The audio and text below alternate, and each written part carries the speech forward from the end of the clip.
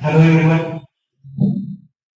तर आज स्वतःला इम्प्रूव्ह करण्यासाठी बऱ्यापैकी आपण पब्लिक स्पीकिंग शिकत असताना बऱ्याच नवीन नवीन गोष्टी शिकत असतो. एक नवीन टास्क दिलेले सरांनी, जसे की आपण फक्त बॉडी लँग्वेज करून दाखवणे, टॉपिक एक्सप्लेन करणे, त्यानंतर डिबेटचा एक प्रोग्राम अरेंज केलेला, त्यामुळे मुद्द्यांवर डिबेट कसं केलं पाहिजे, त्याबरोबर एक आपल्याला ऑथॉरिटी दिली. समजा चांगल्या पद्धतीने अजून कसे एक्सप्लेन केले पाहिजे, हे वेगळा सेशन होता. म्हणजे नुसतं शिकून उपयोग नाही किंवा पुस्तकी किडे पण नुसतं उपयोग नाही, प्रॅक्टिकली ते वापरलं तर आपण पुढे जाऊ शकतो किंवा प्रॅक्टिकली इम्प्लिमेंट करण्यासाठी आज भेटलं.